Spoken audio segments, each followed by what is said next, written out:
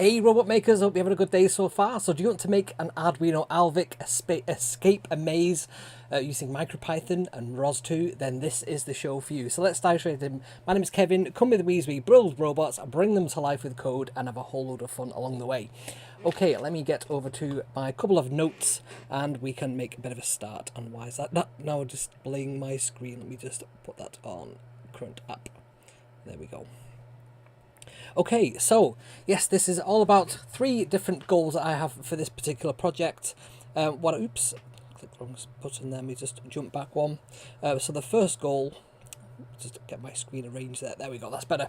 I want to build a 3D printable maze for my robots. So I've got this little Arduino Alvik robot, it's quite tiny. Let's get a measurement of actually how big this is. I think it's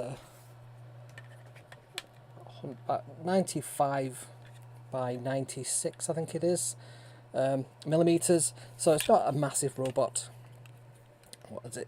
It's about 40-ish millimeters tall, so it's quite a small robot. Therefore, if we make a maze which is about 200 by 200 as a sort of a cell for each of the rooms, then we should be golden. So I've got these little pieces of foam core board that we're going to use to build that. Second goal that we have is, can we navigate this using a very simple wall following algorithm? It's one of the simplest kind of algorithms that you could make for a robot that's trapped in a maze. And then third, this is the goal I've been looking to achieve this week, which is to use ROS2, which is the Robot Operating System Release 2, to enable our robot to map its environment with its little laser rangefinder at the front. And can we build a map that we can navigate around with that? Let's see how far we can get on today's show with this. Cool, so let's go over to the next slide. So yes, the 3D printable maze piece. So we're going to print out some little, what do I call these? Little posts. I'll just grab hold of one. Got a whole box load of these. So these are little kind of corner posts. You can kind of see it on the screen there. So they've got these little slots in them. The slots have got an ever so slight edge to them, so when you push the foam core board into it, kind of grips it a little bit and keeps it in place. And this is the usual kind of foam core board that you can buy from hobby stores. I got this from Hobbycraft in the UK. It's about £4.50 I think for a big sheet of this, and it comes in quite enormous sizes of board, like this one that I've cut down. What I did on the rest of this one here, but there's loads of arrows on the back of there. And yes, just use a craft knife to sort of chop that into various pieces. I've thrown a link to that on the article that I've written up for this project, which is the link in description. And you can also download that from printables as well if you wish. And here is me playing with this afternoon, creating quite a crude maze for my little robot to move around in. The dogs didn't seem to mind it because it's quite a quiet robot, so that was quite a fun afternoon playing around with that. I've got all the pieces here from that construction earlier on today. So that's kind of what we're going for. I've got a very small version of that on the desk next to me. You can just see that's ready to play with in a second or two. So Footin, is the Hobbycraft the equivalent of Michael's? I think so. It's kind of all full of hobby stuff. So yes, the demo of building the maze. So just because I've not got very much space on here, I could have built this as kind of a 4 cells in here, but I thought I'd make it a kind of an L shape. It'll be useful later on when we're sort of mapping. And we have the little robot here. This robot has got some code on it. It's running at the moment. I can see this little green light on there, so we can connect to that remotely using the little Wi-Fi module. And this is just an ESP32 that's on there. I think these are called the Arduino, let's get that way around, the Arduino Nano ESP32, and that kind of just pushes onto the Alvik.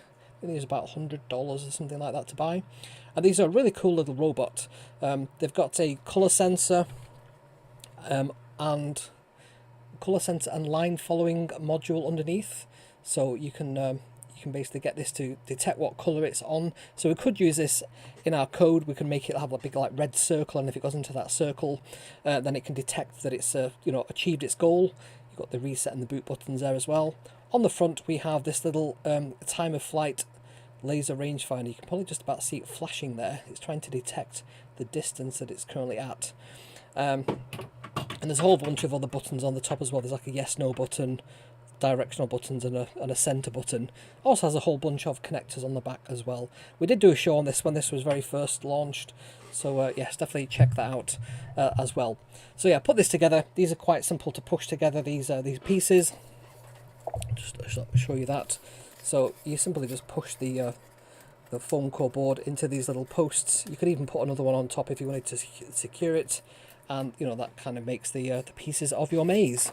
Thought this was quite a straightforward thing to do. The more space you've got, the better kind of maze you can build, and each one of these kind of rooms is kind of like a cell, so we want to be able to navigate around that. So the challenge would be, can you make your robot go from one cell, you know, to another cell, for example, as the goal. You could either do that programmatically, so you could get the robot to turn, you know, if you've got an arbitrary start point, say there, you might say, you know, go forward, whatever that distance is, like 30 centimeters, turn 90 degrees to the left, and then go forward another 30 centimeters, for example. So that's the kind of thing that we're kind of going for today. I'm just going to put that back there for now. So pretty straightforward to build your maze. I hope you have a lot of fun with that. You can also decorate it with stickers. I found a nice Arduino sticker on this one. I was thinking we need some kind of like warning, robots working or something like that. I actually did a bit of research for this one, watching the film Runaway with Tom Selleck, one of my favourite movies from the, is it the 70s? There's a robot in there called Lois, which is quite a cool robot. It looks like a hi-fi system, and it just has like one robot arm on the side of it, but it can cook apparently. So yes, I was watching that because I'm sure in there the Gene Simmons character that's in it, who's like the bad guy, I'm sure he like goes into this high-rise building construction thing, and that there's a sign on saying like danger robots, but it wasn't actually there. There's a bit of a false memory. Anyway, so let's try the second goal. So wall following algorithm. So what we want to achieve with this one is a very straightforward move forward.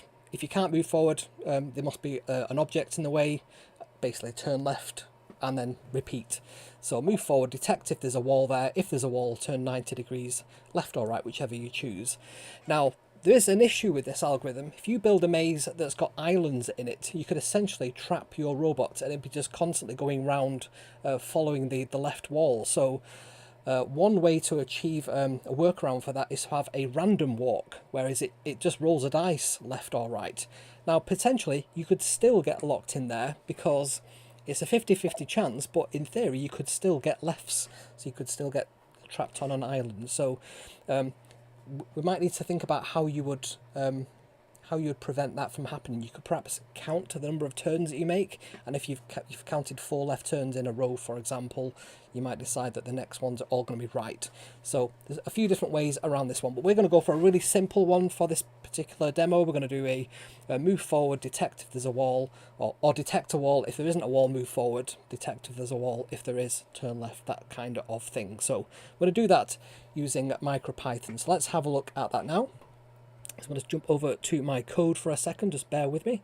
And there we go, I've got my Maze Explorer code. Let me just bring this down here so we can see it. So what I'll also do, I will plug in my my Alvik robot.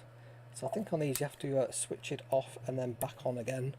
And then if I hit the stop button, we should find that we're now dropped into, I'm using Thonny. You could use the Arduino MicroPython lab, but for this one I thought Thonny would be fine. Right, so I've got my code there. What I'm going to do is simply just run this code and hope that it doesn't chew up the cable too much on here. So let's see what happens. Then we'll talk through what the code actually does. Right, so let's jump over to here. Oops, it did mess my maze up a little bit. So detected a wall, and it's turning to the left a little bit. I think we need a bit more of an aggressive turn, and maybe the distance needs to be a little bit better, because at the moment it's a little bit too close. So that looks like it's getting, yeah, I think 5 centimeters isn't probably what we're after, but it is actually working. We can see there that it's detecting walls, crashing into them slightly, and then it's going to come back now, and it's going to come back to this wall here, and then do another turning to the left. Right, I'm going to stop that now. Stop. Let's turn that back on. So yeah, to improve this one, we could probably decided to start up again. Let's just quit that. Stop. There we go. Let's give that a reset.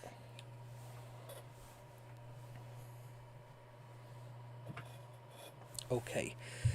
So what I'm going to do on here, instead of the wall distance being 4, I'm going to actually change that to like 10, something like that, just to see if that's a little bit better. And I'm going to try that again and see if that works any better, because it's crashing into my walls, which I didn't really want it to do. Let's give that a go. There we go. Yeah, so that's much better. Having it at 10, you can't quite see it go off the screen there, but it's going to detect the wall, spin round, and here we go. It's going to come back again. Now it's not really investigating this area down here because the algorithm says always turn to the left. It's going to get stuck down there. So maybe if we just unwind this cable a bit, and let's have this start out down here. There we go. So that time it should now turn left before it gets to that wall. So yeah, 10 centimeters was a much better algorithm for that. There we go. Right, let's just stop that. So really simple algorithm. Let's have a look at the code in a bit more detail. We'll break out into the kind of full screen to have a look at this. It's not too long. I think it's like 60 lines of code, something like that. 5 of them are just the comments at the top. So this is an Arduino Alvik. The Arduino Alvik comes with a library built in, which is the Arduino Alvik library.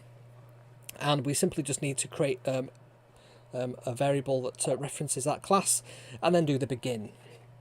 Now I've got 3 configurable things on here. We've got the wall distance that we want to be able to, detect if there's a wall closer than 10 centimeters, and the movement step. So how far forward do we want it to move at a time? We might want to dial that back a little bit, just so that it doesn't crash into the walls, and then the turning angle, that's at 90 degrees. Now one of the really cool things about the Arduino Alvik is it has encoders on the wheels, so it can actually detect how many times the motors have turned the wheels round, whether the wheels have slipped because maybe it's on like a slippery surface. It can account for that, and also we can count and check that it has moved the amount that we want it to. So when we're rotating, for example, we can actually check, did the wheels rotate the number of times that we expect them to, and therefore has it achieved that 90 degrees.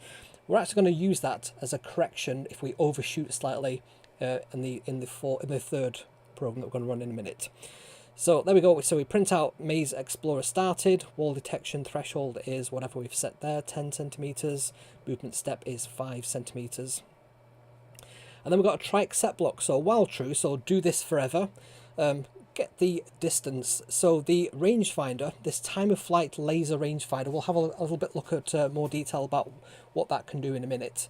But it can detect up to 8 by 8 different measurements. I think by default you get 5 measurements. You kind of get like an extreme left, center, right, and then extreme right scan. And it's kind of the middle of that 8 by 8. So we can actually grab the center, which is, if you count from 0, 1, 2, 3, and 4, the second thing there is actually the center zone. So this distance centimeter, we're getting this from the Alvik get distance function. And then if the distance is less than 0, then we assume that's an invalid reading. If the distance is 200, if the distance center is 200, if the distance reading is, if the center is less than equal to 0, otherwise whatever that distance is. So we're basically just checking what the distance measurement is there. And then we print out onto our console. If the distance is less than the wall distance, so are we about to hit a wall, then we say wall detected, turning left 90 degrees. And then we use this Alvik rotate turn angle. This rotate function is quite intelligent because as well as moving the robot, and it knows how many turns of the wheel to turn the robot, and it will turn it on the spot. It's kind of like a tank. The wheels rotate in opposite directions. It will then point at the exact angle that you suggest there, even if one of the wheels slightly slipped. So it's quite clever. It's also quite slow, this one. I found when I was using this rotate function, it sometimes takes a little while for it to achieve that. They've got a bit of a sleep. We just need to briefly pause. It's always good to have them just to make sure we have the robot turn the way we want. And then turn complete, checking for new direction. Otherwise, clear path, move forward, and it will drive forward the number of steps that we've told it to. And then again, it will just have a brief pause between movements. That's always essential. Otherwise, your code can be issuing commands to the motors, and the motors haven't got time to actually act on them. And then we've got another blank line there for readability.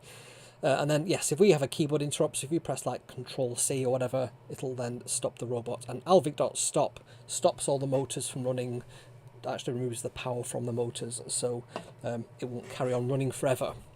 So that's our little piece of code for our left algorithms, quite straightforward. So while I was playing with this, I thought, wouldn't it be really cool if we could use that laser rangefinder and use the full capabilities of it, not just taking that middle single reading, but take kind of a range of them. And what would be really cool is if we could broadcast those over the Wi-Fi, because this has an ESP32. Yep, so it's the Arduino Nano ESP32. And that one has Wi-Fi and Bluetooth. So we can broadcast that to an MQTT broker, and that means that we can send all that data that we're getting. So we could receive commands to make the robot move around, like turn left, turn right, go forward, go backwards. We could broadcast the current scan that it has, and we could take that, we could put it into something like ROS, the robot operating system. So let's have a look at how we could do that. So that's our wall following code. So yes, next we're going to look at simultaneous localization and mapping, SLAM navigation. So this is quite advanced stuff. So we're going to use the Arduino Alvik with ROS2 to map our maze. Ideally, the end result with this is you can click in that map that you created, and the robot will move to that, and it will even route round obstacles that are within that map. I've not got there yet with that particular goal, but we're not far off that. I used to use ROS2, which is a visualization thing for ROS, and I've now been directed to use Foxglove instead. This is a slightly different package. I find it's a little bit easier to use than RViz. We'll have a look at that one in a second as well. And then we need to build a ROS2 environment for our Alvik to work within. So I'm not going to cover off in today's show exactly how to build that, but I will point you in the direction of the code so you can have a look at that yourself. So there's quite a few different parts to it, as we'll go over in a second. So we need to create some code for our Micropython ROS2 robot, our Alvik. We just need another piece of code that this is running all the time currently, so I can actually unplug this, restart it, and by default it will be running the code that I've already written for this. Just put that back down just there, and we'll have a look at that as well. So how is this going to work? So we're going to build a system that enables our Arduino Alvik robot to perform autonomous maze exploration and mapping using ROS2 SLAM simultaneous localization and mapping, and use this time of flight sensor to grab the data. So we have built robots in the past with LiDAR. This little BurgerBot here has this LiDAR unit in it. So this has a time of flight sensor in it, and it spins around a couple of thousand times a second and grabs all the readings from that. So our Alvik doesn't have that. It has a forward-facing time of flight sensor, but because it has this 8x8 matrix, we can use that to get a few more readings than just a singular reading forward, which are, I don't think I've got one to hand here. Our ultrasonic rangefinder type robots tend to just get a single bounce back from a forward-looking sensor. So, capabilities of our little Alvik robot: it's got autonomous maze navigation, so we can use that right-hand wall following thing if we wanted to. We can have this real-time mapping using the SLAM toolbox. We'll have a look at that as well. Live visualization in Foxglove. This is really cool. This for me feels like real robotics. Hybrid scanning, so we can do continuous front-facing, plus we can trigger a 360-degree scan. How do we do that? I think one of the viewers has already figured that one out, because he messaged me before saying, does it just rotate on the spot? So Roland, well done for figuring that out. Yes, we can use a 360-degree spin of the robot to grab some data points. And if we do that a couple of times, we can actually build up a map of where we are. And we can do remote control. We can use what they call teleoperation. Essentially, it's a remote control. We can do that and remotely control our robot from a different computer. So the technology stack there that we're going to be building is the robot itself, which is the Alvik with its Micropython firmware. We've got the ROS distribution. We're going with the Jazzy release We have the SLAM toolbox, which is this graph-based SLAM technology stack. We really just use that as a black box. We don't really look at how exactly that works, but I will do a show on that when I'm quite confident that we've got all this working. For visualization, we're going to use something called Foxglove Studio, and we're going to use MQTT as well as the ROS2 messaging protocol as well. And this is all going to be within Docker, because we can just bring that up. We can make this work, and we can save all that configuration as code. So we come to this project years from now, it'll probably still work. So that's what we're going to be using as a kind of system overview. So hit the different parts. We've got the robot at the top there, so it's got its 5 time of flight sensors. It kind of treats it as 5 different ones, but essentially it's just one sensor with many different points on it. It can do a continuous scanning. It says 25 points, 45 degrees at field of view. I think it's actually 60 degrees. We'll have a look at that in a minute.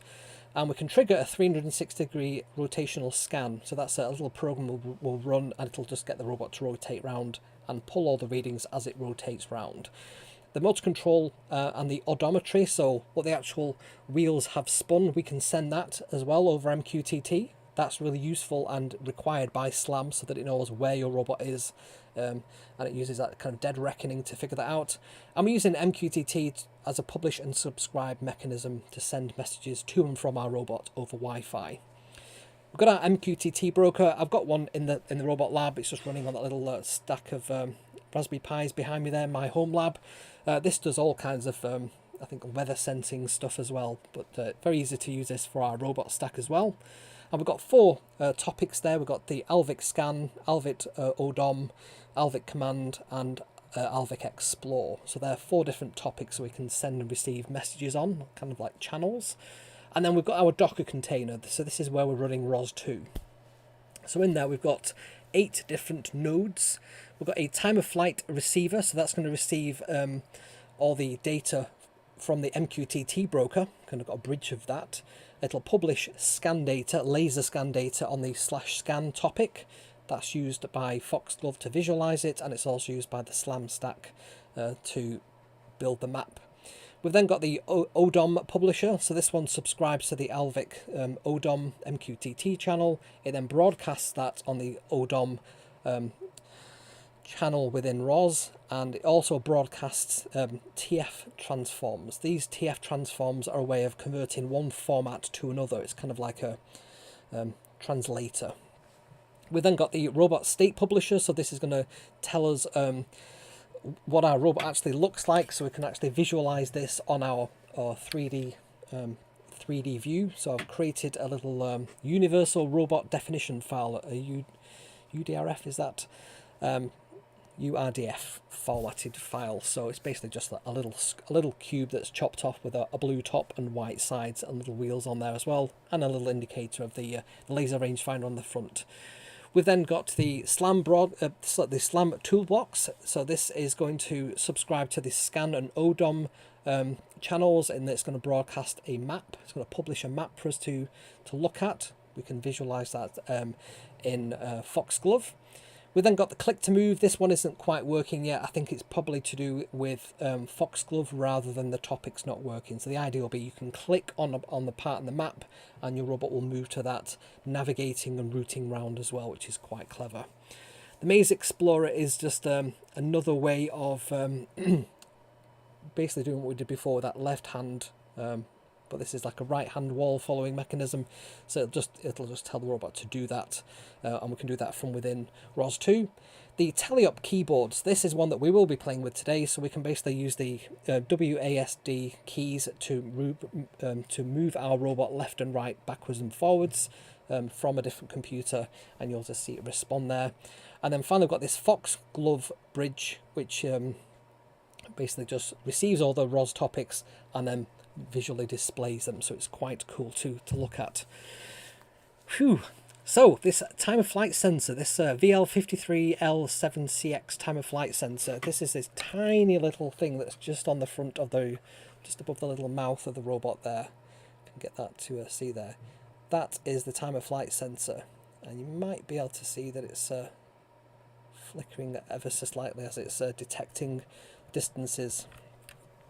So this actually has, it isn't just a singular laser, it has a matrix of 8 by 8 lasers. So there's 64 points or zones that we can detect, and that means that we can actually have a range of a field of view, have a 60-degree field of view in front of us. It also does, it's kind of a top and bottom, it's not just two-dimensional, it has like 3 dimensions to it. And I think some of my code is basically the walls that we have here, it can actually scan over the walls and might be detecting what's behind them. So I might need to make my walls a bit taller. That's one of the things I need to look at as a troubleshooting thing. So we can limit, we can use this limited view to map what's in front of the robot. So whatever it's pointing at, it can see if there's a wall, can see if there's objects. But we can also ask the robot to spin on the spot and measure all the measurements while it's spinning to get a full 360-degree view of its environment, which is quite cool. So this time of flight sensor, you can see that it's got 64 different data points that it can read. We've got a 60 by 60 degree field of view, and edge to edge that's actually 90 degrees of view if you measure it corner to corner. So you can actually use these for things like gesture recognition. You can get it to recognize like a hand waving or fingers and so on. So cool. So many things that it can actually do. If you like this video, you want me to make more videos about Arduino based projects and robots, definitely drop a comment below. If you've not subscribed to the channel, please subscribe. It means so much to me. I get so much joy when I see my subscriber count go up in increments. So if you've not subscribed, definitely check out my channel and look at some of the videos. And if you've not liked the video, also give that a like. That also helps, and both of those things cost you absolutely nothing to do, so please do that and help the channel grow. I do go live every single Sunday, 7 o'clock GMT, so if you want to check out some of these videos, if you're watching this on replay, we do go live and you can actually join in the chat and interact with me as well throughout the show. And we have a bit of a after show chat as well. Cool, let's get on to the demo. So it's not the wall following code on this one, this is going to be the full ROS demo. So let me just break out into that now. So just go to me for a second. So there's quite a few things I need to do on here to get this started. So let me just go full screen on there for a second. I'm going to get my notes up side by side so I can actually see what I'm typing.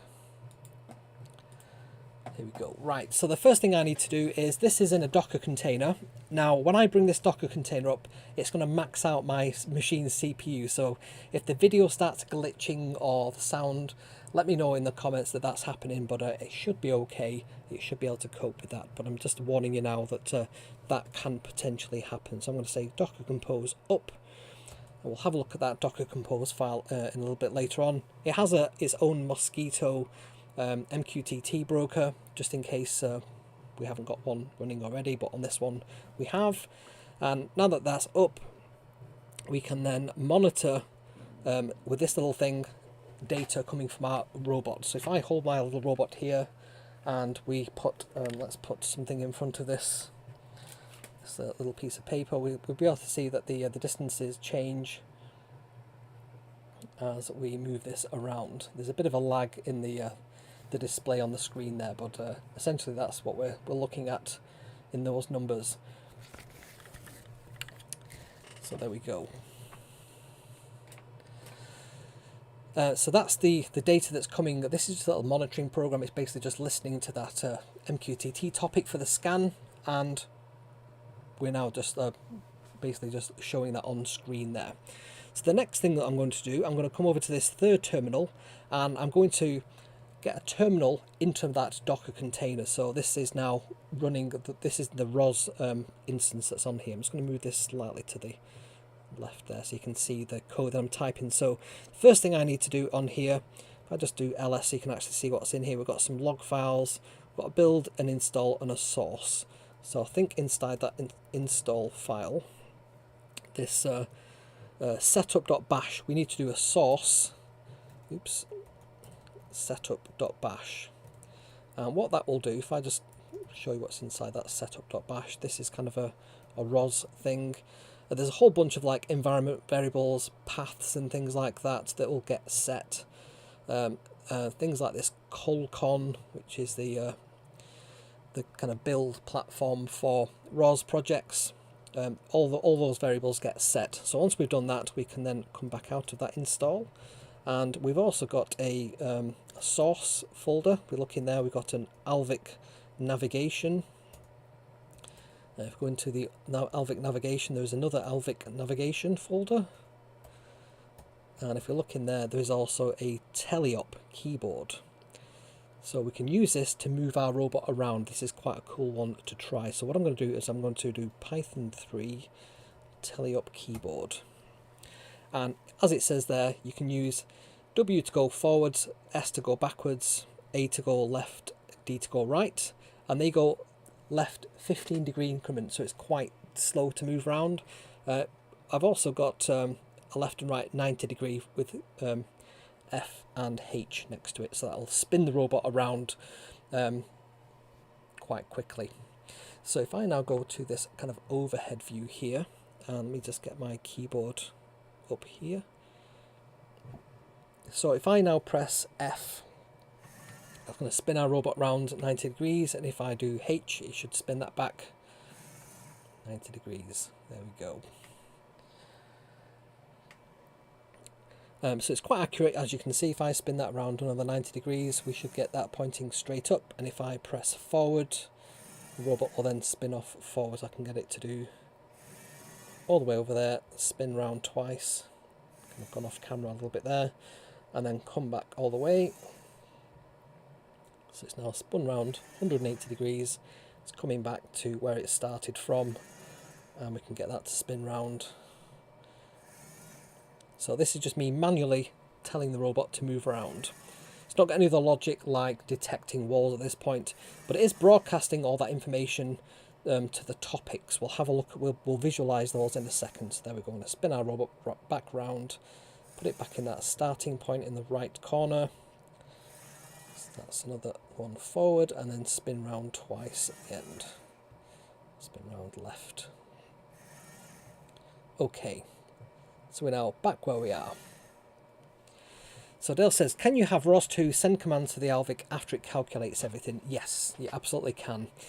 So what I'm going to load up next is Foxglove. Foxglove is a piece of software that we can use to visualize all the things, all these different channels that we're using here. So what we do is we go to Open Connection, and this default WS localhost 8765 is what we want it to connect to. So I'm just going to click on OK.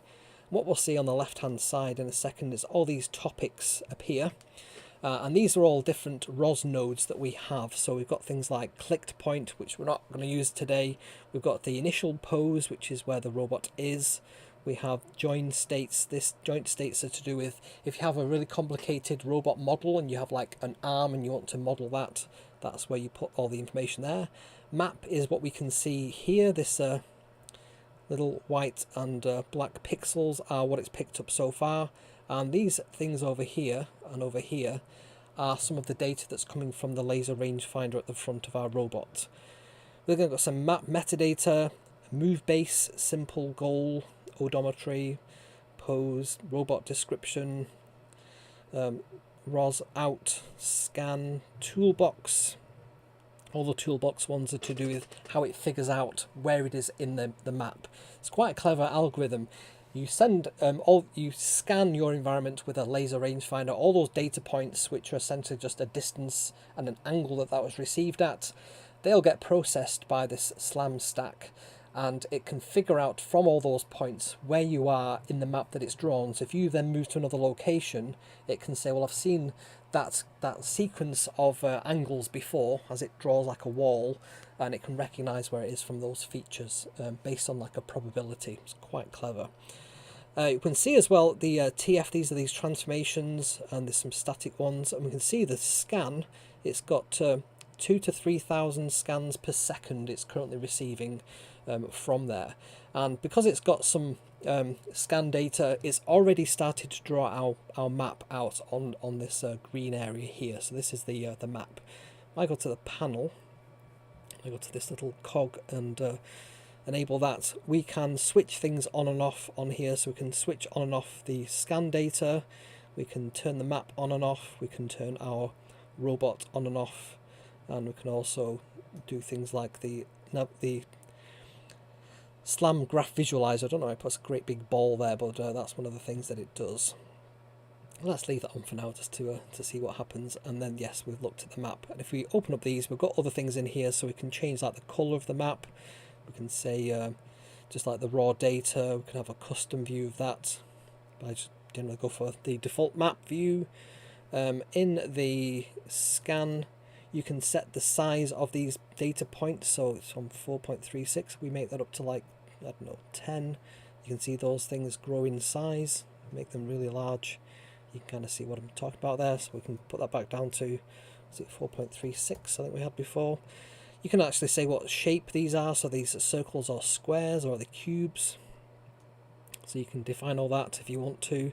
I don't know why you'd have cubes, circles, it seems to be fine. And the colour wise, you can say whether these are like a solid colour, like just red. And once it updates the data, you'll see that appearing as red data. And if you have that as like a gradient, you can actually have that based on the distance. So different colours mean different depths. So that's quite useful as well. So that's a couple of the different things that we have on here. You can see that robot description is the actual robot itself. So this little robot, let's turn that off for a second. It has like a little box at the front which represents the laser rangefinder. So what I'm going to do now is I'm going to go back to that teleop, and I'm going to basically move our robot around. I'm going to hide that. I'm going to hide that for now. I'm just going to try and get this on the screen at the same time so we can see what's going on. So if I now make the robot go forwards, we should see that the map changes. We get closer to those circles, like so. And we can actually spin round. Let's do a 90-degree turn, and another 90-degree turn, and you can see that the map is also updating there. You can see that there's some other data appearing there, and we can go forwards again and forwards again. So if I go to this overhead view, you can kind of see everything happening at the same time. So if I now spin round to the left and then go forwards. So currently we're only getting front-facing data, and what we need for our map to be built is we need to send the SLAM lots of data. It doesn't just need to have a few bits and pieces, it needs to have like a continuous, expecting to get tens of thousands of data points a second for the algorithm to work and accurately draw our map out. So if I go back to our starting position, and if I now do another thing, I'm going to bring up that terminal that we had before, and I'm going to find, which one is it? Is it the other terminal? No, it is this one. So let's type history, trigger scan. So I've got this function that's called trigger scan, and what this is going to do is it's going to get our robot to spin round on the spot, and we'll receive all the data from all those different angles as it spins round, a bit like a traditional laser rangefinder, like LiDAR, like we have on this robot here. So there we go. So if we do that a couple of times, if we move our robot around with our teleop, let's make it move forwards, we can then trigger another 360-degree scan. It takes a second for it to do that. Now, did you notice there when it spun round, it corrected itself at the end? That's a bit of code that I've added to the robot. If it overshoots and the number of odometry spins doesn't equal what the motors span round, it means we've slipped ever so slightly. So let's just go there again. Let's go forwards. It's going to go slightly off the camera. I'm going to do another scan at the top there.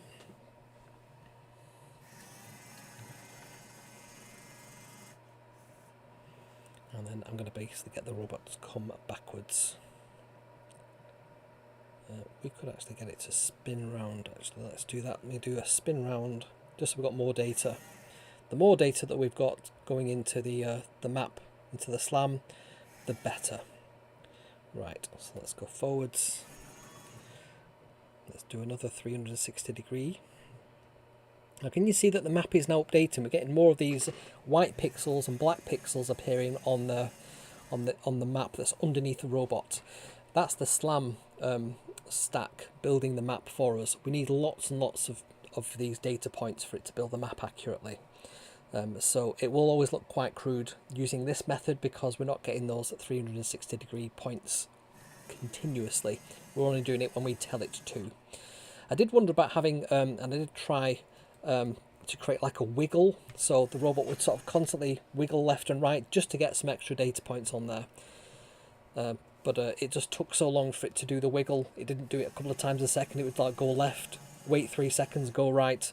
And again, I think that was that rotate function just taking a very long time to work. So if I now get the robot to spin around, oops, I'm in the wrong terminal there. Let's just turn around that way, go forwards,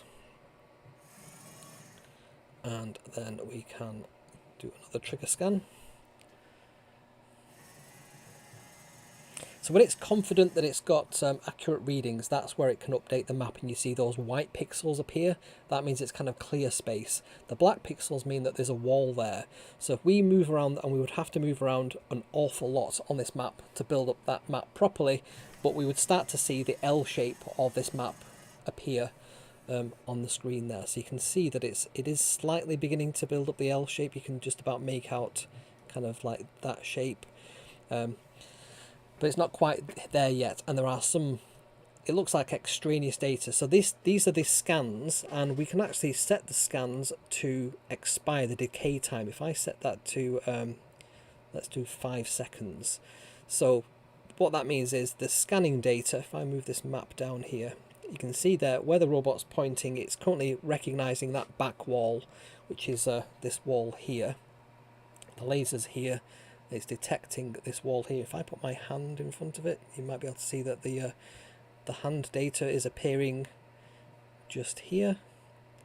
If I move my hand, you'll see that updates and disappears. And it will keep that data for like 5 seconds before it vanishes. So that's just like the visualization of the data, not the data that's going into the map. We have to get hundreds of records, if you like, for it to detect that. So what we're seeing here with these black ones is it's actually detecting this wall, and it's quite confident that there is a wall there because it's had so many readings, because we've been moving this robot around enough for it to recognize that. So we can do a few more triggered scans, and we can perhaps see if that is actually going to build up a bit better.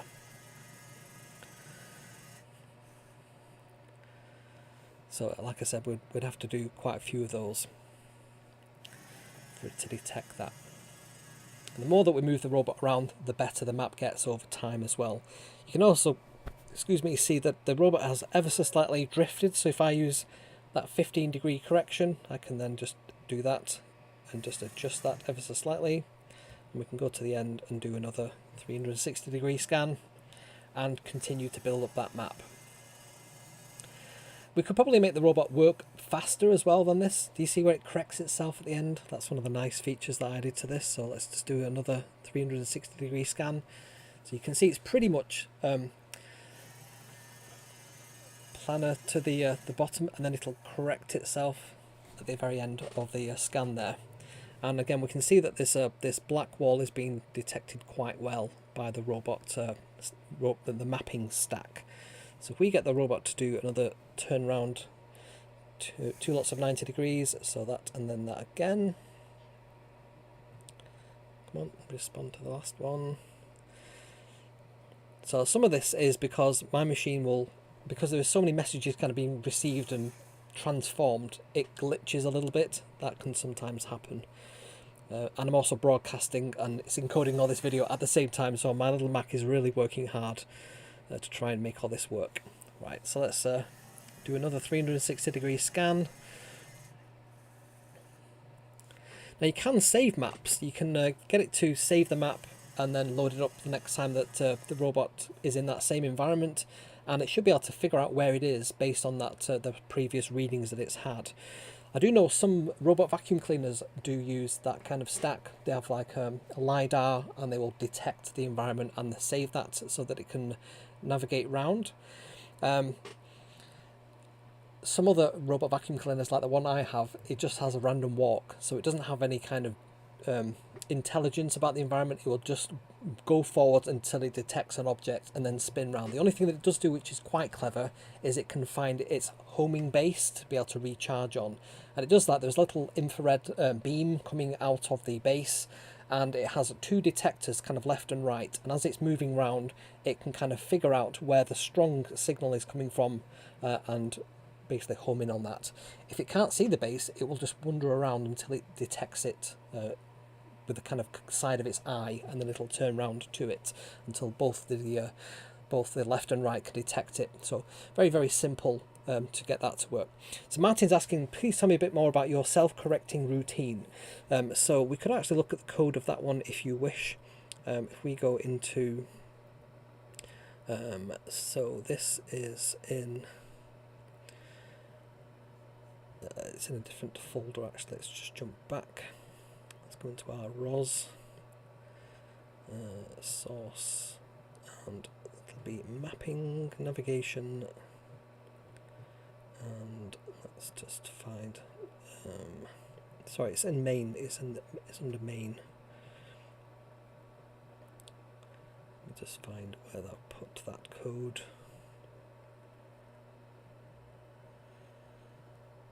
So it's not mapping, it's under Alvik navigation. I'm sure it's just called main.py. I was in that folder a second ago, so let me just find that. Can't remember where I put it.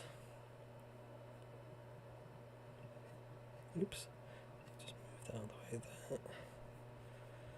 there. So yeah, there's a main.py in here that I just need to find. Oops.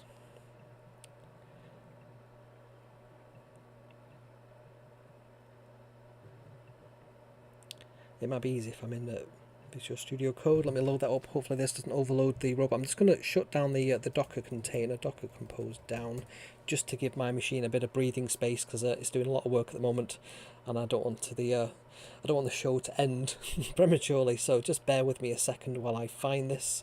So if I bring down this on here, and then let's just open up the Alvik Maze project. Just bring that down here. Let's go full screen on here for a second. Let me just find my main.py in there as well. So main.py, where is that? Alvik firmware main.py. Alright, so it should just be Alvik firmware main.py, right. Alvik firmware main.py. So this is the code that's running on the robot all the time. Main.py means that if we save that to our robot, if we have this connected up by the cable, we can actually load that onto the robot, but it's running this all the time anyway. So I just switch that on and off. I do stop. You'll see on there's a main.py. That code will always run when the robot switches on. It's the first thing it does. There's also a boot.py. Typically in the boot.py have things like if you want to switch off the web REPL or switch it on, you can do that there. You can add some other things in there, maybe like connecting up the Wi-Fi. So what I've got on here then, we're basically creating the Alvik robot from the Arduino Alvik class. So that's the maze.explorer.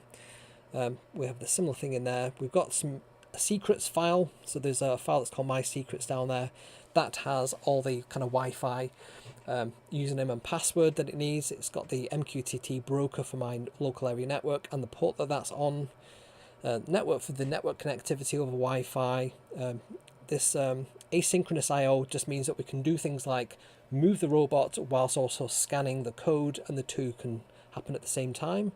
The JSON is just because we do a lot of sending of data on the MQTT things, and the easiest way to send that is with JSON and some maths functions as well.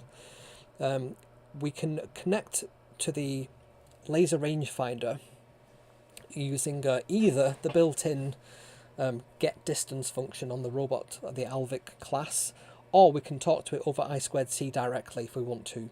It actually shows up as like 5 different laser rangefinders on there. So we This is just a connectivity to the MQTT client. We've then got this kind of 7 sensors for the time of flight. So left, center, right, top and bottom. This is a bit of a code to work directly with the time of flight sensor, because like I said, I don't think the Arduino Alvik get distance function talks to all, and you can't get all 64 data points from there. So there's a whole class that deals with that. So we can get all those time of flight sensor readings from this class here. A nice connect to Wi-Fi function there as well. Connect to the MQTT broker function. On a message being received, is the received a scan command. So when we do that trigger scan, this is the piece of code that handles that. The wiggle one I talked about before, it kind of wiggles left or right to try and just get a bit of extra data. So one of the things for SLAM, we always need to be getting data whilst the robot is moving. If it's stationary and it's just looking at data, it doesn't tend to build the map. You have to move around for the SLAM function to work. It's all to do with trigonometry ultimately, with recognizing features of all those data points like corners. Can it detect like a corner? Has it seen that corner before? How far away from that corner, and so on. So then we've got move, rotate and stop. So again, we're going to move the robot, we're going to rotate the robot, or just publish the status and stop the robot for those. On the wiggle ones, we have the perform wiggle, and on the scan, we've got perform scan. That's just some commands that we've got on there. MQTT keep alive, so this is a whole piece about just keeping the connection alive in the background. And then we've got this continuous time of flight publisher. So this one will just receive data continually. I think these readings are slightly out. That probably should be 60 degrees. I'm going to do a bit more work next week to tweak this and get this working real nice, so we get some really nice looking map that kind of represents the environment the robot is currently in. So that piece handles all the sending of data from the time of flight sensors. So the scan, this is the answer to the question, Martin, really. So we've got this this piece of code which is going to, based on the wheel diameter, the distance between the wheels, how many degrees of rotation do we want, the rotation calibration. So I did do a bit of calibration with this when I very first set out, just to try and figure out how many rotations does it take, how many degrees does it take to get like accurate readings and so on. So you can see there's a bit of a calculation. Arc length pi wheelbase times the arc length is 360 degrees divided by 360 degrees times pi times wheelbase equals pi times wheelbase. So that gives us that arc length in centimeters. How many wheel rotations? So again, pi times the diameter of the wheels, and then target encoder degrees. So the encoders themselves receive, when the wheels turn, a certain number of counts, and they should match the wheel diameter. There should be a relationship between that number of counts and the wheel diameter on there. So we've got like a target encoder degrees and a bit of a printout function there. So we then set the wheel's speed, we then wait for a third of a second, we then set the wheel speed again, and this double stop forces the reset, the triple stop for reliability. So we basically just tell it to stop 3 times, and then get the encoder position. So left, right equals the get wheel positions. We then start the continuous rotation, and at the very end of that, so we get the readings from the laser rangefinder at the same time as we're doing all that. And then at the very end, just trying to find the piece of code that does that. You can just see it's publishing all the different 8x8 zones there.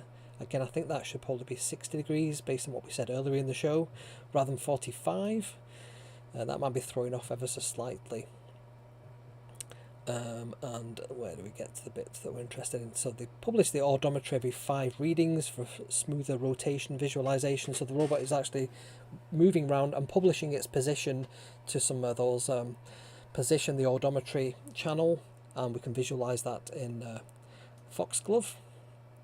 And we can see that show rotation has stopped, and then correction, rotate back if we overshot 360 degrees. So overshoot equals the final angle minus 360 degrees.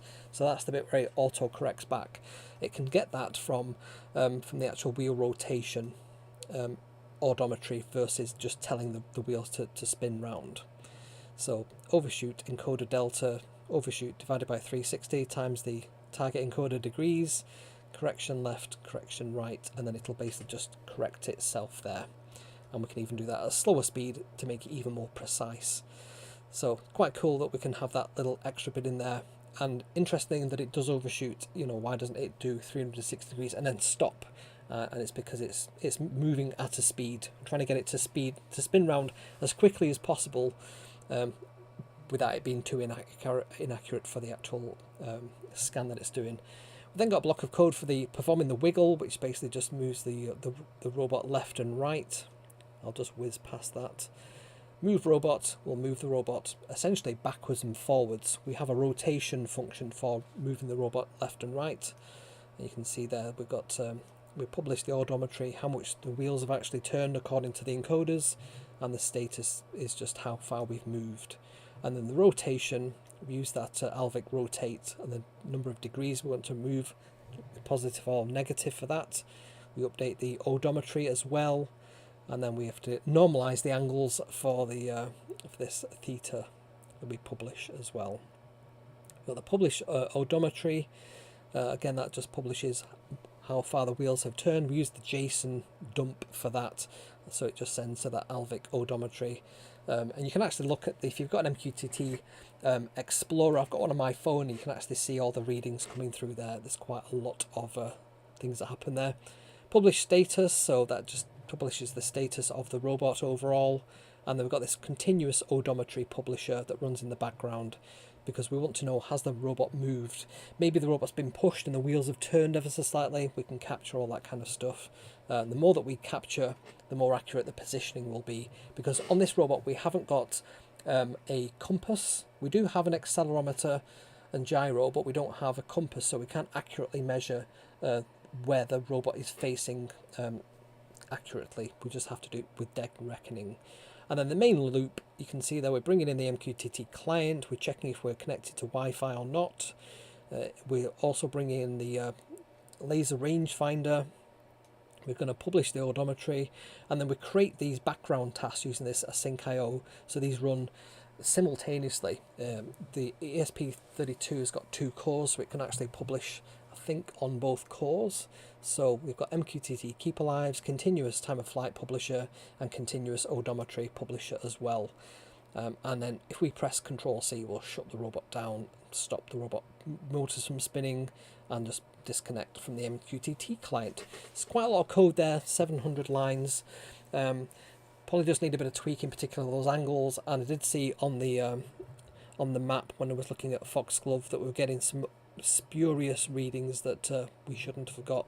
And really what we should start to see on our map there, we can kind of see it. We've got the extremes of the map beginning to show on there. We need to move the robot around a lot more to get this map more accurate, but the very fact that we can do this with this very simple and affordable robot like the Alvik, I think is really quite neat. So really pleased with how straightforward it was to kind of put this together, but again it just needs a bit more of a tweak. What would be the next step, I suppose, would either be put one of these proper LiDAR units onto the robot, or we could perhaps get this this other one working on our BurgerBot. The BurgerBot doesn't have the encoders, which is really needed for the SLAM to work. You need the odometry of how far the wheels have turned for it to really be able to accurately place the robot within the map. But we can see there that it does look quite correct. If we go to our overhead shot, we can see that the robot is kind of sat in the intersection, so you can kind of make out that L shape taking place there. We can see all the white spaces. We've not got the walls top and bottom there, but we have got the very top, which is the top of the screen up here. I don't know if you can see that. I'm using my arrow and I don't think you can see that on the screen there, but yeah, I think that's quite cool that we've kind of got the map being shown there, and it's all just using that very simple time of flight sensor to just detect where it is. I've brought the Docker container down so it's not updating currently, but this robot is still banging away on that MQTT. If I bring up the MQTT topics, I think it is actually still transmitting all those, even though the container is down and we can't see them there. So that's everything I wanted to cover off on that bit of a demo there. Let me just go back to our slides. So if you've not joined our Discord community, you definitely need to get a link to that, sign up and join our growing community of roboteers over on Discord. It's completely free. You just need to type in your email address at kevsrobot.com/discord to get a sign up link. It sends it through after a couple of seconds. Check your junk if you've not got that right away. And I'm on social media on all the different platforms. So I'm on KevMcAleer at threads.net. I'm on TikTok, KevMcAleer6. On Instagram at KevMcAleer. On X, I'm at KevsMac. On Mastodon, I'm at KevsMac at mastodon.social. And I'm also on Blue Sky, kevsmac.bsky.social as well. So if you're on any of those platforms, definitely give me a follow, say hi, send me a link to a project you're working on, and I'll check that out. Excuse me. And yes, you can join the show if you wish as well. You can support the channel financially if you want to do that. A number of people have done that. I'm going to give them a shout out in a minute. You can do that as well by going to kevsrobots.com/coffee. If you're watching this on YouTube, you can click on the little join button, and then that's like a monthly price of a coffee to support the channel. If you want to just do a one-off coffee, buy me a coffee is probably the easiest way to do that. And a number of people have done that, so let's give a shout out to those people right now. So over here on the left hand side, we've got the Cubeless Corny has given me 3 coffees. Thank you very much for that. And Marie Louise Mayer has also given me 3 coffees in the past month. Thank you both very much for that. I do enjoy my coffees. I had a good coffee this morning at the farmers market. Really did enjoy that. DC coffee, I think that was. And then members on the Buy Me a Coffee side, we've got Pietro, we've got Michael, Warren, Anonymous, Silicon Fiber, Marie TKD, Jeff, DN Corty, Marlene and Tom. And then on the YouTube side, we've got Brian, Grandpa Gray, Shri Shriva, we've got Marie, Pete, Dale, Oxrad39, Warren, Pierre Eves, Bert, Michael, Steve, Ford, Bello, Johnny, Steve, Stephen, John, Paul, Cassie, Johnny and Tom. Thank you all so much for supporting the channel. It means so much to me that you continue to do that. And currently this is my only source of income, so that's really useful to me that you are continuing to help support the channel. It means so much to me that you do that. And if I go back to our slides, the spinny logo tells me it's at this point in the video where YouTube will be recommending over here another video for you to watch from their backlog of over 420 videos are we on now. So definitely check one of those out. It's handpicked it just for you and thinks you'll really enjoy that one. So at this point in the video, I'll say thank you so much for watching and I shall see you next time. Bye for now. And if you're watching this live, I'm just going to hit the stream marker button and we'll have a look and see what people are talking about. So I did see that Dale said he had tons of questions on there. So let me just scroll back to the top and see if there's anything else on there. There we go, right. So Ford, you was at an arcade. I do like arcades. We went to a retro computer museum in Leigh, I think it is, in the UK, and it's like the Northwest Computer Museum it's called. They had a little room full of arcades, so that was quite cool to have a play on that. Best part of my Sunday.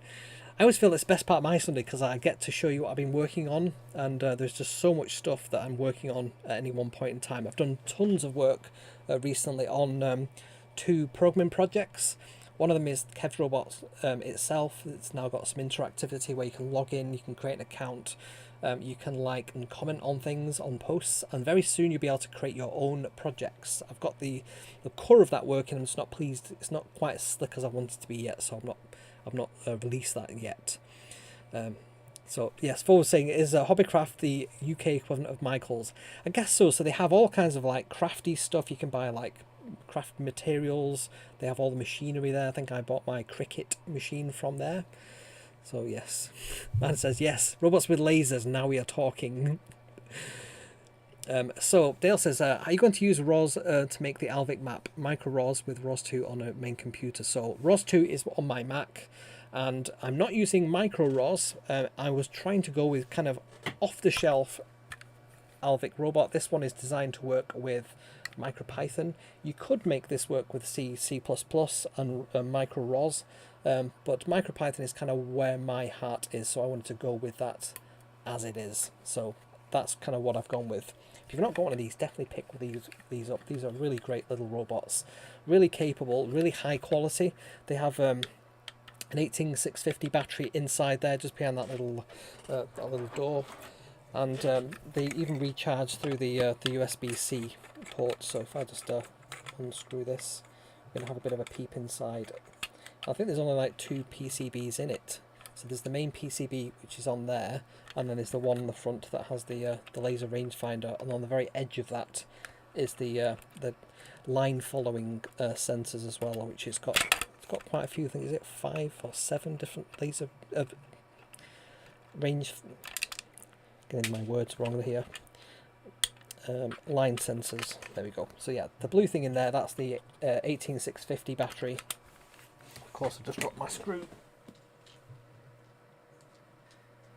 And the motors on here are the N20 motors. They're the same motors that we use on the BurgerBot, but they have the encoders on the back, so they are very accurate from a positioning perspective. And it also has a colour sensor underneath. So underneath in this little sort of channel area here, there's a colour sensor on the back of the PCB, so it can actually detect what colour it's over. And there's also kind of a light that shines. If I switch this back on, it's even got an on-off switch, which is really really important. There is a light on there, and when the robot is over a surface, you see that there's a light shining on my hand there. If I tip that up though, it'll turn up the light off, which is quite cool. When it's over something, when it's detecting that there's a surface there, it puts the light on and then turns it off, so it's quite cool. I'll run off that ESP32, Arduino Nano ESP32. It's got the quick connectors on the back, and it also has Grove connectors as well, if you have any things that connect to those, so you can expand it even further. One of the cool things I did buy this week as well, I bought 2 of these. These are called, they've got a really cool name, Baguettes. Baguette C3. So that is an ESP32 C3 processor. But these are breadboard friendly, so you can see there's just like a single row of header pins, and you can connect these just to the edge of your breadboard and then break out all that connectivity. So really like the idea of these. These also have quick connectors, USB-C, and the Bluetooth Wi-Fi module on there as well as the little buttons to reset, and the user buttons. So yeah, really quite cool. So I'm going to have a play with those, see what we can do with them. I've also ordered a bunch more of these ESP32s. I use these on quite a few different projects. So yeah, those baguettes, they're from Pi Hut in the UK. I think they're available on like Adafruit as well, but they're quite neat. I thought I'd give them a play. Also got the Monk Makes Pico controller. That's quite a cool little board. That's got a nice little display on it, 4 buttons, space for your Pico to sit in, and on the left hand side you've got these relays where you can switch on and off 4 different relays. You're going to have robot motors on there, for example, and there's also a nice reset button on there too, so that's quite cool. And the other thing I was playing with at the start of the show, I've not fitted this yet, I need to have a play with this proper, but I've got this teleprompter. So if I just get this fired up,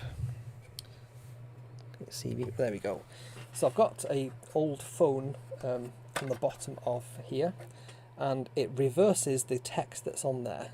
So, and you can see when you're looking at this what the text is. There's a very bright light shining at that, so normally it wouldn't look quite as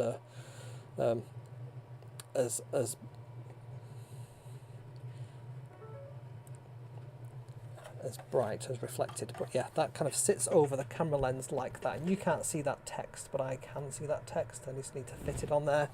It ever so slightly dims the screen because there is like a half mirror thing that's reflecting up the teleprompter text. But yeah, I thought that was quite cool, quite cheap as well to buy that, and it even has this little remote control. Just need some batteries in there, so you can like make the text scroll faster or slower. To be really cool when I'm recording some future videos, I can read my script that I put together using a piece of software that I wrote. And if you go to MD to script, let me bring that up on a page actually. So let me just quit that. And I'm going to show you on my screen in a second what this is. I'll show you the other piece of software I've been working on too. So let's bring that down there, go to MD to script. So yes, this piece of software is something I wrote, and there's a text editor on here. So for example, you can see there, this is how you can write a script very, very simply. Let's grab that example that's on there. Let's just grab that. And you could even get like a large language model to help you write the script if you wish to, but you can see there, like, you know, internal scene, coffee shop, day, morning rush is in full swing, and then the character Alex, you can see there, it says to the barista, large coffee please. The barista says coming right up, and then you cut to the close-up of the coffee, steam rising from the fresh brew, and later Alex's apartment, Alex works on the laptop. So things like that, 3 dash lines there, that's standard markdown. We've got some other things on here that, like the at before the main character name, the brackets that indicate the parentheses, the action that's been performed, and we've got things like these action and scene cutting things. And this software that I've created will actually render you a nice PDF of that script, but using all the correct kind of script. You'll see when it comes up on screen. Let me just grab that Adobe thing, bring that down. So there we go. So it's created me a nice printable PDF of that script, as you can see there. But it's using all the conventions. So it's got the title there, it's got the scene in bold, the action, the character, and the text is all centralized. So it's very easy to read. I prefer to read these kinds of scripts when I'm reading to camera. It's just easier to consume very quickly without having to read through. And then you've got the right aligned transition types as well, so cut to and so on. So that piece of software I wrote using Python, and published it to, I've got this keds.wtf domain, so MD markdown to script is the name of the thing. You can even get it to do your shot list. Shot list is a PDF. It can generate a Final Cut Pro video file with all the spaces, all the lengths of the clips are based on how much text the dialogue has taken to read, how many words per minute that you would speak. So that's really cool. You can get a real jump on editing a video just from Markdown. So for me, that's like building my own tools. And the other thing, my day job is a project manager, I tend to use like Microsoft Project for putting my plans together. And I always hate that when other people want a copy of that, they haven't got Microsoft Project, you have to save it as an Excel file. They can't edit that file. I thought there's got to be a better way, and that doesn't require like a Microsoft 365 subscription or something. So I built noodleplanner.com. So I own noodleplanner.com, and what I've done, I've created this very simple. I like to code things and I like Markdown, so I've created a Microsoft Project type planner, but you just used Markdown. So for example, if you said like you have a design, build, test, and let's put in here like requirements as well, you can see as I'm typing this, it's building out on this right hand side of the screen the project plan. We can look at this. I've not typed any durations, any start dates. We can define dependencies just doing like a little star in front of the tasks, and you can see there it's building out like the Gantt chart, the timeline. So how does it know when that's going to start? It's going to start today. It's going to assume that's today. It's going to assume each task is 1 day in length, unless you specify. Look at that. Ooh, we've got code highlighting on there as well. So let's do 20 days for that. And testing, we're going to do 5 days. Look, we've got a nice timeline. This is all currently rendered as text because the program that I wrote originally, that this is based on, was command line. But we can look at the timeline. Let me get this to work on here. I've not published the latest version of this to the web yet, but we've got like Gantt chart views, we've got resource views, timesheet. It will even analyze your plan to tell you how it can improve that. There's a Kanban view, so we can have extra phases, for example. We can have the so let's build out a bit more detail on here. So this was like phase 1. We can indent that. We can have phase 2. So look how quickly you can build out your plan. and we can have things like, so say Kevin is doing that, to do an @ symbol and the name of the person. So that's now got my little initials up there. If I click on that, you get like a form, like a proper task form. You can give this labels like awesome. You can see there it's got that little hashtag awesome as the label. You can view by labels. You can add new labels like cool. We can have a cool one, and maybe design is cool, and so on. So there are some things that need to be sort of worked out on here, but we've got like the resource view. So we've got Kev. We could have extra resources in there. We can even add in like a resource area here. Resources. So if we say at Kev, and then Kevin McAleer, and then I don't know, project manager, something like that. If I double click on that, we can even edit the resources, and once it recognizes that the short name is equal to the long name, so that's that mapping there, with very little text and very little complexity, we can build out a project plan. So this is kind of one of the things I've been working on in the background.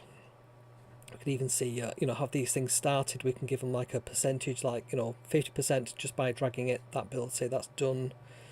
We can make that one complete, and it's added some completions, so 50%, 100%, all from Markdown. So this is like a combination of fast API in the background and a bit of JavaScript on the front end, and you can even export that as like an Excel file, because that's what people like to do as well. So you can export that as an Excel file, and it will open that up once it's downloaded, and you can send that to whoever else in your project team needs to see that.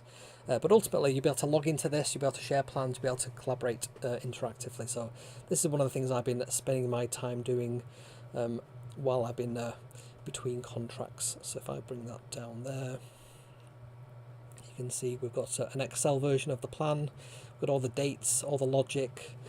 It even understands about like weekends and things. You can see how many hours I've assigned myself to the project, what tasks I've been assigned to on there, all the project milestones based on the different phases.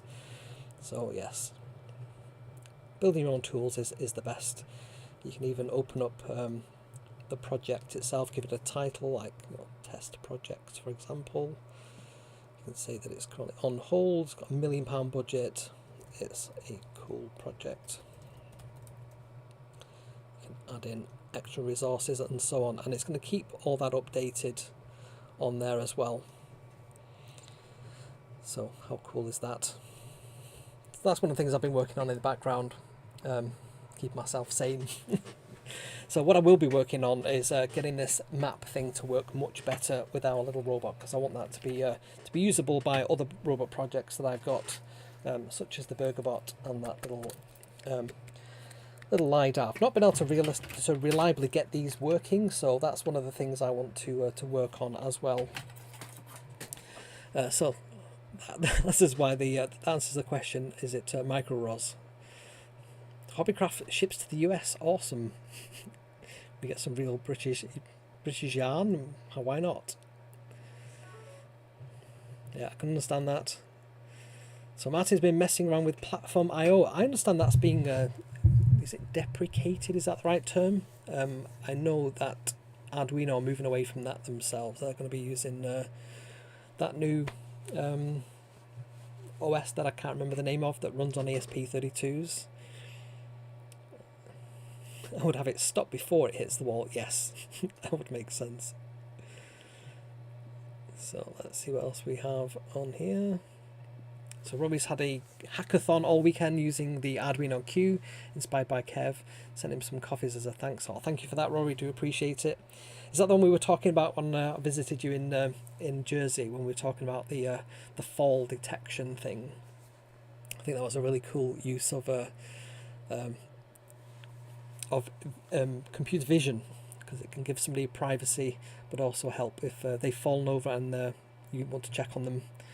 It's lots of fun. The Lego 3D printing add-ons are great too. Cool. So I've not tried micro ROS yet. No, that's something I definitely need to check out there. Still not made friends with Docker. And the Alvik, I think it's a really underrated robot. It's really, really cool. Really like the build quality of it. Really, really simple, yet really capable. Srimaya says, Arduino, C++, no, Python, Circuit Python, yes. La Tulipe, bonjour from Dijon. Bonjour. Oui, C++ for the win. So what's wrong with Arduino C++? There's nothing wrong with it. MicroPython's easier. It's easier to write and quicker to develop in. You don't have to wait for it to compile. It's one of my bugbears about Arduino C++ programming is that it just takes a while for it to churn out the code, and then if you figure out there's something that needs changing, you've got to wait for it to do it again. You haven't got any of that with MicroPython. It just works. So I'm new to containers, and I chose Podman instead of Docker. C++ is fine. Not that large language models exist. No. Now that fine, yeah. C++ is fine now that large language models exist. Exactly. One of the things I've been, those two projects I showed you, I mostly vibe coded them, and the way that I did that is I would define a requirement, I would upload that requirement in GitHub as an issue, so I'd sort of say, as a user, what is the user story? I want to be able to do this, this, and this. I would have all those planned out as kind of epics, so like user accounts might be an epic, and then within that there might be various different features that I want to have, like user profile, pictures, profile text, add, remove, the usual kind of CRUD things for user accounts, maybe an active status, all those kind of things, and I would get it to document them in a database documentation DBML file. I'll also write up whenever it changes anything, update the issues in there, and then build out the code. And I use Claude AI for that. That's my large language model of choice. So can you have ROS2 send commands to the Alvik after it calculates everything? Yes, you can. Does the Alvik move and turn by applying some deceleration? As it turns, as demonstrated, it's very smooth. Yes. So if you use the Alvik.rotate, it does have some kind of easing on there, as well as the moving as well. If you tell it to move, it will have a bit of deceleration on there as well. So Dale says, very interesting, must get an Alvik. So yes, we demonstrated that self-correcting thing. It basically just counts the number of rotations and checks, is that more than the degrees? If so, just go back that amount. So does it work if you change the wall distance to 5 centimeters? So I think we changed it to 10 in the end, and that was better. Because it's detecting it from the very center of that, if the robot edge as it's turning, if I sort of turn it from there, it'll hit the wall, so it needs to be at least whatever the arc of that is, and these corner pieces on there as well. So yeah, 10 was very clear, that worked well. If you try programming Alvik with the Arduino IDE, would it be possible to integrate with ROS2? I think the answer to both of those is yes. I think out of the box though, this is designed to work with MicroPython. So it's a MicroPython first robot. So all the libraries and everything are available in MicroPython. I'm not sure if they are in C++. So probably worth looking at. So PS says, thanks again for the new project. Looking forward to trying it too. Have a great week. Cool. Dale said, this is an awesome project. I'm glad you said that. Now I want to get an Alvik. Cool. I'll tell him Kevin sent you. I should get some kickback, shouldn't I, from Arduino on that. Exactly. It was they're really cheap for like £1 a year or something. So that noodle planner is cool. It is. I'm still working on it. There's a lot more features. The Kanban and the timeline Gantt charts, resource sheets, timesheets, all that's working. I've just not published it yet, so I need to publish that to the live site. But yeah, cool. Yeah, you take care, Ford. See you next time. Good. Pietro says we have a better week next week. Rory says exactly, the cloud block was broke, but for the devs responding to the forum and got patched for me on the day of the hack. Phew. Yeah, you don't want that not working on your hackathon. You need that to be all up and running. Cool. So thank you so much for watching. I really enjoyed putting together this code this week. That's been really fun. I like to carry on with these projects afterwards as well to try and tidy up everything. I have written everything up on kevsrobots.com, so if you look on kevsrobots.com/blogs, slash Alvik_maze. All the write-up is on there as well. You can have a play around with the code and the Docker configs and all that. All the links are in there. The STL files for these little corner pieces as well are all on there too, so you can grab yourself them. Thanks for watching. I shall see you next time. Bye for now.